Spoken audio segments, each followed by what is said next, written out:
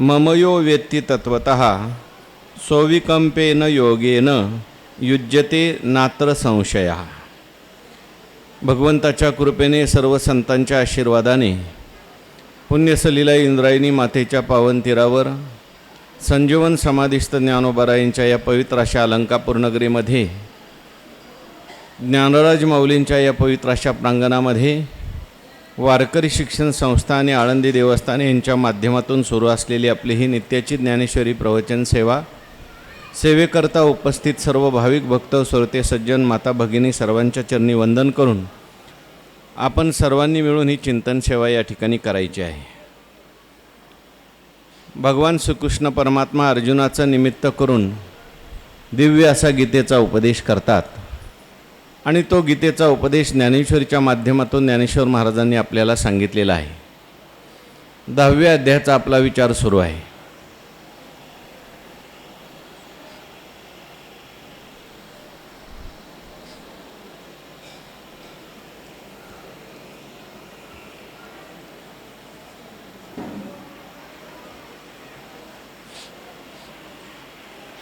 दहाव्या अध्यायामध्ये भगवान परमात्म्याने विभूती योग सांगितलेला आहे।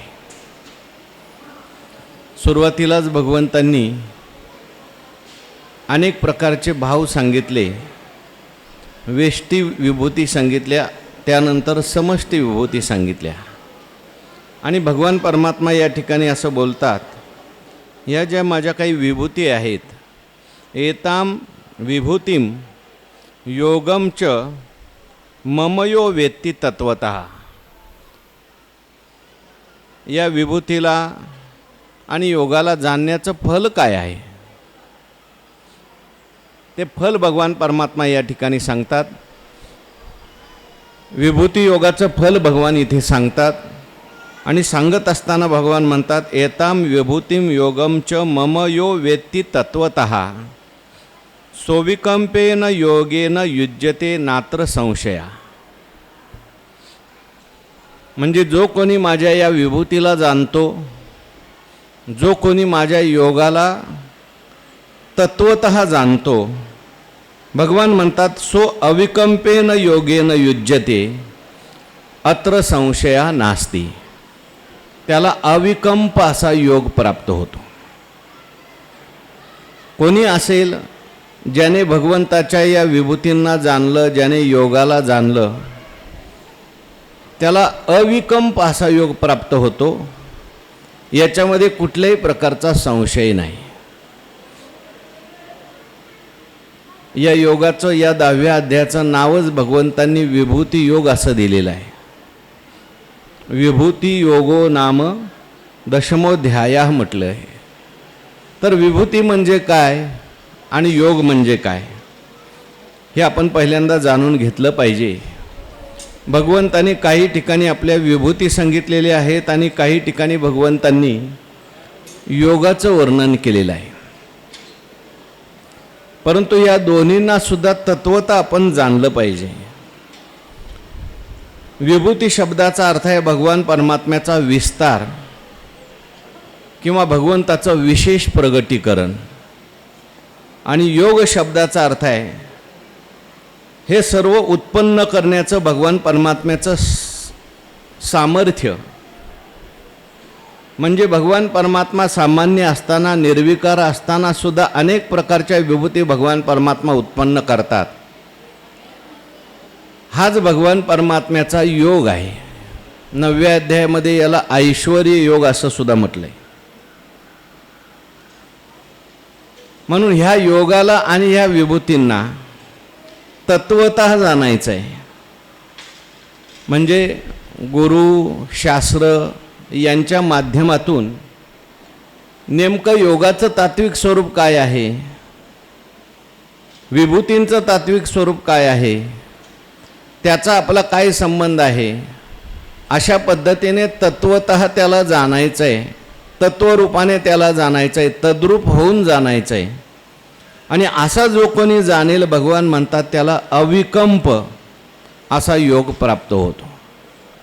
अविकंप योग शब्दाचा अर्थ आहे त्याच्यामध्ये कधीही कंप होत नाही असा योग। जो योग कधीही त्या ठिकाणी चलित होत नाही, ज्या योगामध्ये कुठलाही विचलितपणा कधी येत नाही, असा अविकंप योग त्या साधकाला प्राप्त होतो. आणि हे भगवान परमात्मा सांगतात, याच्यामध्ये कुठल्याही प्रकारे तू संशय घेऊ नकोस. पण जाणत असताना दोन्ही जाणलं पाहिजे. काही लोक भगवंताच्या फक्त विभूती जाणतात, त्यांना योगाबद्दल भगवंताच्या ज्ञान नाही. काही लोक जे आहे ते भगवंताच्या योगाला जाणतात, परंतु भगवंताच्या विभूती काय आहेत हे त्याला कळत नाही. योगही कळाला पाहिजे, विभूतीही कळाल्या पाहिजेत, त्या तत्वता कळाल्या पाहिजेत. मग अशा मनुष्याला अविकंप योग प्राप्त होतो, म्हणजे स्थिर असा योग प्राप्त होतो. तर ह्या विभूती काय आहेत आपण मागे पाहून आलो. आत्तापर्यंत भगवंतांनी विभूती सांगितलेल्या आहेत. शरीरामध्ये असणारे वेगवेगळ्या प्रकारचे भाव, मनामध्ये असणारे वेगवेगळ्या प्रकारचे भाव, बुद्धी, ज्ञान, असमोह, शम, दम, तप, अहिंसा. मागील श्लोकामध्ये भगवंतांनी 2 श्लोकामध्ये याचा विचार केला. किंवा महर्षया सप्तपूर्वे चत्वारो मनवस्थता मद्भावा मानसा जाता येषाम लोक इमा प्रजा. काही आतल्या विभूती सांगितल्या आणि काही बाहेरच्या विभूती भगवंतांनी सांगितल्या. विभूती शब्दामध्ये आहे वि उपसर्ग आहे आणि भूभवती धातू आहे. विशेष प्रकारे भगवंताचं होणं त्याला म्हणायचं विभूती. मागे आपण चिंतन करून आलो. सामान्य रूपाने असणं हा भगवंताचा योग आहे आणि विशेष प्रकाराने प्रगटीकरण होणं ही भगवंताची विभूती आहे. उदाहरणार्थ आकाश योग रूपाने सर्वत्र आहे, पण आकाशाची शब्द रूपाने जे प्रगट होणारी आहे ती विभूती आहे. कुठल्याही वाद्यामधून एखादा शब्द तयार होतो किंवा माझ्या मुखातून शब्द तयार होतो, हा सगळा शब्द जो आहे तो आकाशाचाच गुण आहे, पण ती विभूती आहे. वायू जे आहे ते सामान्य रूपाने एकच वायू आहे, परंतु पंचप्राण तयार होणं ही वायूची सुद्धा विभूती आहे. तेजामध्ये जर आपण पाहिलं तर व्यापक जे तेज आहे सर्वांमध्ये सामान्य रूपाने आहेच. लाकडामध्ये सुद्धा अग्नी आहेच, पण लाकडामध्ये जो अग्नी आहे ते अग्नीचं सामान्य रूप आहे. आणि घर्षणाने जो उत्पन्न होतो ते अग्नीचं विशेष रूप आहे. त्याला अग्नीची विभूती आपल्याला म्हणता येईल. जल जसं आहे ते सामान्य रूपाने सर्वत्र आपल्याला दिसतं, पण या जलामध्ये वेगवेगळ्या प्रकारचे रस तयार होतात. किंवा पाण्यालाही बर्फाच्या रूपाने आकार तयार होतो, ही पाण्याची विभूती आहे. पृथ्वी जी आहे, संपूर्ण पृथ्वीमध्ये गंध आहेच, पण काही ठिकाणी हा गंध आपल्याला विशेष प्रकाराने येतो. उदाहरणार्थ फुलांच्या मधून, कस्तुरीमधून. ही त्या पृथ्वीची काय आहे विभूती आहे. म्हणून आपल्याला योगही कळाला पाहिजे आणि विभूती कळाली पाहिजे. भगवंताचं सामान्यही रूप आपल्याला कळालं पाहिजे आणि भगवंताचं विशेषही रूप आपल्याला कळालं पाहिजे. आणखीन सोप्या भाषेत सांगायचं तर निर्गुण रूपाने परमात्मा आपल्याला कळाला पाहिजे आणि सगुण रूपाने परमात्मा कळाला पाहिजे. काही लोकांना फक्त सगुण रूपाने परमात्मा कळतो, निर्गुण रूपाने कळत नाही. काही लोकांना फक्त निर्गुण रूपाने परमात्मा कळतो, तो सगुण रूपाने कळत नाही. आणि मग ते एकांगी भगवंताचं दर्शन होतं. देवाचं दर्शन हे आपल्याला सगुण रूपानेही झालं पाहिजे, निर्गुण रूपानेही झालं पाहिजे. आपल्याला देव आपण नेहमीच चिंतन करत असतो, आपल्यातलाही देव आपल्याला कळाला पाहिजे आणि जगातलाही देव आपल्याला कळाला पाहिजे. काही लोकांना आपल्यातला देव कळतो पण जगातला कळत नाही. काही लोकांना जगातला देव कळतो, आपल्यातला देव कळत नाही. काहींना आपल्यातलाही कळतो आणि जगातलाही कळतो, पण ते दोन्ही देव एक आहेत कळत नाही. म्हणून हा संपूर्ण आपल्यातला जो देव आहे त्याला योग म्हणा आणि जगातला जो देव आहे त्याला विभूती असं म्हणा. ज्यावेळेस आपण ध्यान करतो, समाधी लावतो, त्यावेळेस भगवंताचं जे दर्शन आहे तो योग आहे असं म्हणा. आणि ज्यावेळेस आपण व्यवहार करतो, व्यवहारामध्ये जे काय आपल्याला दर्शन सगळं बाहेर होतंय ही भगवंताची विभूती म्हणा. आपण जेव्हा एकटे असतो तेव्हा जो आनंद आहे त्याला योग म्हणा आणि सर्व लोकांच्यात आपण असतो त्याला भगवंताची विभूती असं म्हणा. आपल्याला जो आनंद घ्यायचा आहे तो एकांगी आनंद नको. आपण नेहमी सांगत असतो, काही लोकांना ध्यानात आनंद येतो, पूजेत आनंद येतो, एकटं बसलं की आनंद येतो. पण ध्यान संपलं, पूजा संपली आणि बाहेर आलं की त्यांचं कोणाशीच जमत नाही. लोक म्हणतात तुम्ही ध्यान करत असलेले चांगले, तुम्ही भजनात चांगले दिसता, पण बाहेर आल्यानंतर तुम्हाला कसं वागायचं कळत नाही. त्याला विक्षेप होतो. याचा अर्थ काय आहे? ह्याला फक्त आपल्यातला देव कळलाय किंवा योग कळालाय, पण अजून भगवंताची विभूती कळाली नाही. काही लोक असे आहेत की त्यांना विभूती कळते पण त्यांना योग कळत नाही. काही लोक त्या ठिकाणी जगातला देव पाहतात, त्यांना त्याच्यामध्ये आनंदही मिळतो, जगाची सेवा करण्यात आनंद मिळतो. किंबहुना ते म्हणतात आम्ही फक्त जगातला देव बघतो, माणसातला देव बघतो.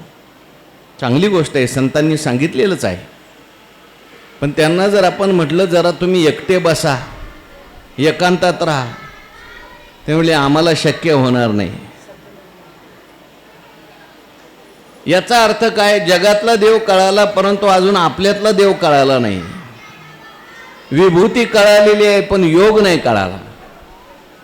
भगवान परमात्मा म्हणतात तुम्हाला अविकंप योग प्राप्त करून घ्यायचा आहे.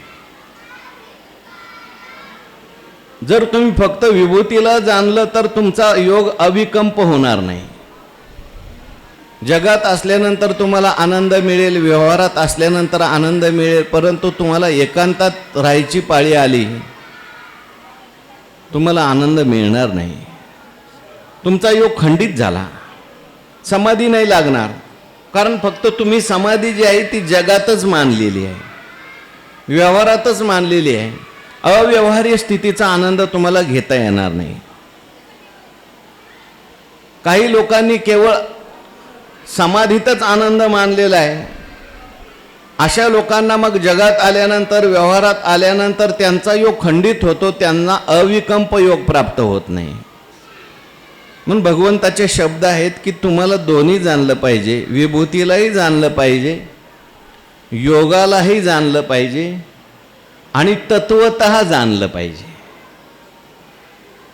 तत्वतः जाणायचं म्हणजे काय? जरी भगवान परमात्मा योग विभूतीच्या रूपाने असले तरी विभूतीमध्ये सुद्धा योगच आहे आणि परमात्मा जरी योगाच्या रूपाने असले तरी योगामध्ये सुद्धा विभूती आहे. जरी सगुण रूपाने परमात्मा प्रगट झालेले असले तरी मूर्तीचेनी मेळे, मूर्तची होऊनी खेळे, परी अमूर्तपण न मेळे दादुलियाचे. तो सृजी पाळी संहारी, ऐशी बोलती चराचरी. भगवान माझे अजत्व जन्मने,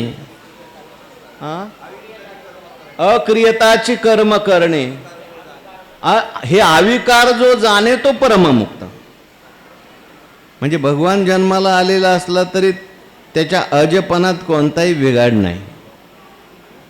आपल्याला जरी दिसत असलं तो जन्माला आलेला आहे वसुदेव देवकीच्या घरी, त्याने सर्व प्रकारच्या लीला केलेल्या आहेत, पण हे करत असला तरी त्याचा आणि भगवंताचा काही संबंध नाही आहेत.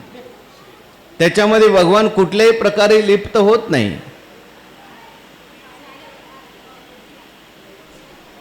आपण एकी एकटाचे असोनी एकला विश्वी विश्वाकार होऊनी ठेला जया परी हा तैसाची गमला पुढे नंद नंदन हा अचोज आंबुलाव. अचोज शब्दाचा अर्थ काय? कशाचा त्याला स्पर्श नाही, तो कशात गुंतलेला नाही. जरी नावाला आलेला असला, रूपाला आलेला असला, सगळं जग निर्माण केलेलं असलं तरी सुद्धा ते सगळं करून तो अलिप्त जसाच्या तसाच आहे. कारण भगवान परमात्म्याला योगही चांगला कळतो आणि विभूतीही चांगली कळते. म्हणून भगवान परमात्मा म्हणतात जसं माझं आहे तसंच तुमचं सुद्धा आहे. जन्मकर्मच मे दिव्यम एवं यो वेत्ती तत्वतः त्यक्त्वा देहम पुनर्जन्म नैती मामेती सोर्जुन. देवाचं जन्म आणि देवाचं कर्म कशा करता ऐकायचं? एवढ्या करताच ऐकायचं. तो जरी जन्माला आलेला असला, सगळं काही कर्म करत असला तरी कसा अलिप्त राहतो, जसा तो आहे तसेच आपण आहोत. कारण तो भगवान परमात्मा सगळ्यांच्या हृदयामध्ये आहे.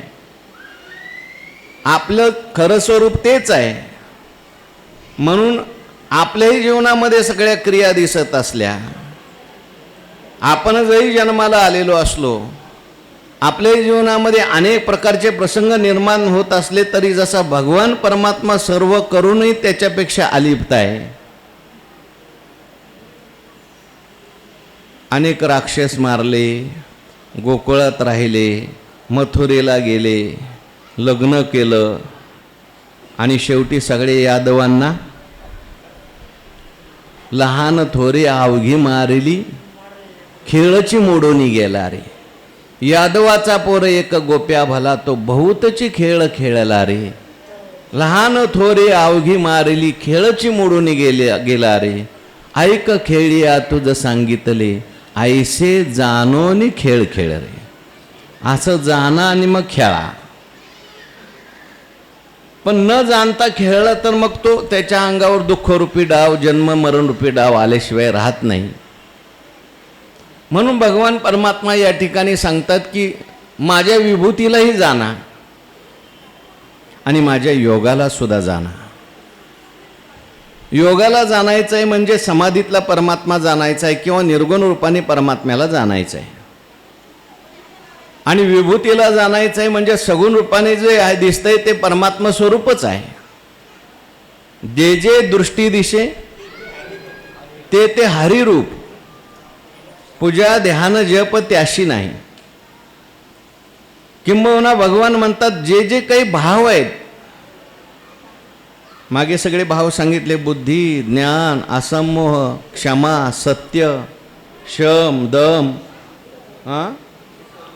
सुख दुःख, नवे नवे जन्म मृत्यू, भय अभय, अहिंसा, समता, तुष्टी, तप, ज्ञान, यश अयश, हे सगळे भाव म्हणजे काय? माझी विभूती आहे. म्हणजे आपल्याला या सगळ्यात भगवंताला पाहता आलं पाहिजे. चांगल्या भावात तर भगवंताला पाहता आलंच पाहिजे, पण जे वाईट भाव आहेत त्याच्यात सुद्धा भगवान पाहता आला पाहिजे.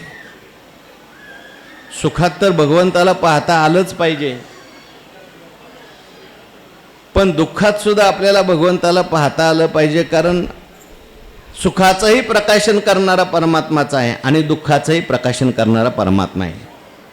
सुखाकार जी वृत्ती आहे ती परमात्म्याचं स्वरूप आहे आणि दुःखाकार ही जी वृत्ती आहे हे सुद्धा परमात्म्याचं स्वरूप आहे. तात्पर्य काय? आपल्याला सुखात सुद्धा परमात्म्याचा अनुभव घेता आला पाहिजे आणि दुःखात सुद्धा परमात्म्याचा आनंद घेतला आला पाहिजे. शांततेत सुद्धा परमात्म्याचा आनंद घेता आला पाहिजे आणि भांडणात सुद्धा परमात्म्याचा आनंद घेता आला पाहिजे. भांडणात नको, आहे की नाही? भांडणात हो, शांततेत देव आहे आणि भांडणात कोण आहे? अविकंप योग प्राप्त करून घ्यायचा. अविकंप शब्दाचा अर्थ काय?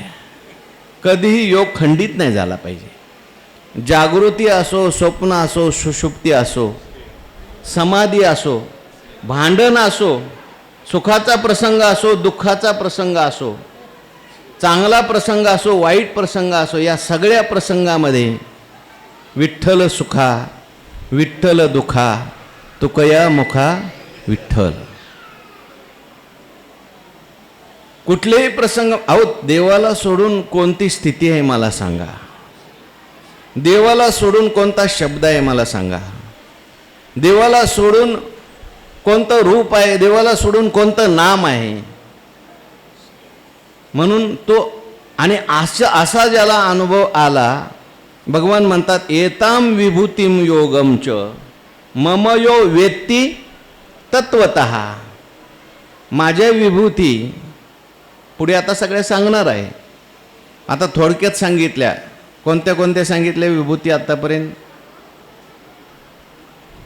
काय विभूती सांगितल्या का नाही आतापर्यंत? हां म्हणजे आतल्या विभूती सांगितल्या, बुद्धी ज्ञान असमोह, आणि बाहेरच्या सांगितल्या 4 7 ऋषी, 4 मनू, आणि त्यांनी केलेली सगळी सृष्टी भगवान म्हणतात माझी विभूती आहे. अशा प्रकारे या विभूती आणि या विभूतीचं अधिष्ठान सामान्य रूपाने जे आहे तेच विभूतीच्या रूपाने प्रगट झालेलं आहे.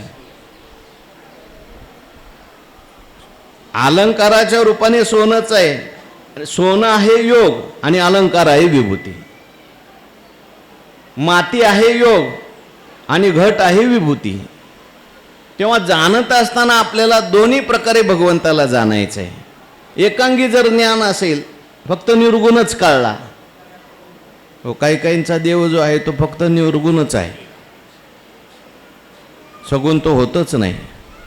मग अशा मनुष्याला समाधीशिवाय देवाचा आनंद घेता येणार नाही. अशा माणसाला जगात परमात्मा बघता येईल का? प्रत्येक माणसात देव पाहता येईल का? देवाचा आनंद त्याला मूर्तीत घेता येईल का? नाही घेता येणार. म्हणून केवळ निर्गुणात देव आहे असं भगवान म्हणत, निर्गुणातही आहे आणि सगुणातही आहे. काही काही लोक फक्त सगुणच मानतात, निर्गुणात त्यांना त्या ठिकाणी देव दिसत नाही, निर्गुण रूपाला मानत नाहीत. मग अशा लोकांना सगुणामध्ये आनंद मिळेल, पण अशा लोकांना समाधीतला आनंद मिळणार नाही. अशा लोकांना व्यापक परमात्म्याचं त्या ठिकाणी दर्शन होणार नाही, खंडित योग होईल तो. म्हणून आपल्याकडे दोन्हीचं ऐक्य सांगितलं. ज्ञानोबाराय म्हणतात तुझं सगुण म्हणो की निर्गुण रे, सगुण निर्गुण एकू गोविंदो रे. सगुण निर्गुणाचा ठाव विटे पाव धरियेले. आपल्याकडे दोन्हीचं ऐक्य सांगितलेलं आहे. कोणाचाच अभिनिवेश धरायचा नाही. निर्गुणच सगुणात आहे आणि सगुणच निर्गुण. भगवान सगुण जरी असले तरी त्याला निर्गुणपणाला काही बाध येत नाही. आणि भगवान जरी निर्गुण असले तरी भगवान कधीही भक्तांच्या करता सगुण होऊ शकतात.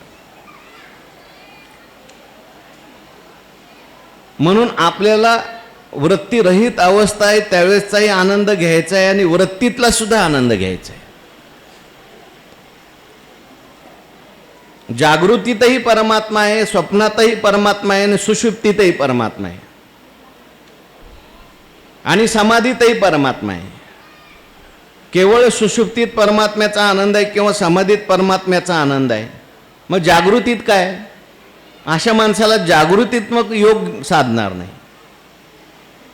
म्हणून जागृतीमध्ये सुटात संतांनी जे जे दिसतंय, कांदा मुळा भाजी अवघी विठाबाई माझी, लसूण मिरची कोथिंबिरी अवघा झाला माझा हरी, याला म्हणायचं विभूती. आणि एकांतात बसल्यानंतर सुद्धा आनंदाचे डोही आनंद तरंग, आनंदाचे अंग आनंदाची, हाही आनंद संतांनी घेतला. म्हणून भगवान म्हणतात एताम विभूतिम योगम च मम यो वेत्ती तत्वतः. मला अशा प्रकारे, मला मम शब्दाचा अर्थ इथे भगवान परमात्मा या ठिकाणी माझं निर्गुण स्वरूप आणि सगुण स्वरूप. वेत्ती तत्वतः, तत्वतः म्हणजे याच्यामध्ये असलेलं जे काही तात्विक स्वरूप आहे सगुण असलं तरी तात्विक स्वरूप तेच आहे, निर्गुण असलं तरी तात्विक स्वरूप तेच आहे. सच्चिदानंद रूप स्वरूप जे आहे, व्यक्त आणि अव्यक्त हे दोन्ही तूच निभ्रांत. भक्ती पाविजे व्यक्त अव्यक्त योगे. अहो विरघळलं तरी तुपच आहे आणि थिजलं तरी तुपच आहे. पाणी बर्फ झालं तरी पाणीच आहे आणि बर्फ नसेल तेव्हा सुद्धा पाणीच आहे. म्हणून भगवान परमात्मा म्हणतात ममयो वेत्ती तत्वतः. तत्वतः म्हणजे सम्यक दर्शन, यथार्थ दर्शन पाहिजे.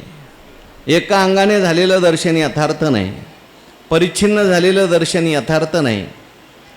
परमात्म्याचं यथार्थ दर्शन तो आत्मरूपाने कळाला पाहिजे, ब्रह्मरूपाने कळाला पाहिजे, सगुण रूपाने कळाला पाहिजे, व्यापक रूपाने कळाला पाहिजे आणि भिन्नत्वाने कळाला पाहिजे. का भिन्नत्वाने? माझ्याहून तो भिन्न आहे असं जाणायचं आहे का अभिन्नत्वाने जाणायचं आहे? हां, अभिन्नत्वाने जाणायचं आहे. एवं वस्तूशी जाणो दाता, जाणण्याची वस्तू तत्वता, ते तर जाणणे आणि जाणता कैचा उरे. तो हारे श्रीहरी पाहिला डोळे भरी, पाहता पाहणे दुरी सारोनिया. हे तत्वता देवाला जाणणं आहे. वरवर जाणणं वेगळं, एकाच रूपामध्ये जाणणं वेगळं, एकाच अंशाने जाणणं वेगळं. आणि तत्वता जाणायचं आहे म्हणजे भगवंताचं जे मूळ तत्व आहे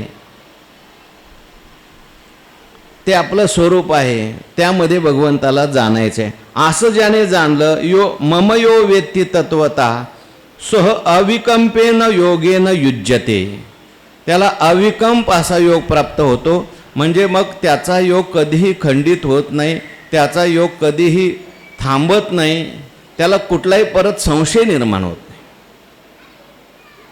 त्याच्या योगात कुठलाही संकल्प विकल्प निर्माण होत नाही. नाही तर योग केला परंतु योगामध्ये सुद्धा संकल्प विकल्प पुन्हा पुन्हा निर्माण होतात, संशय निर्माण होतात.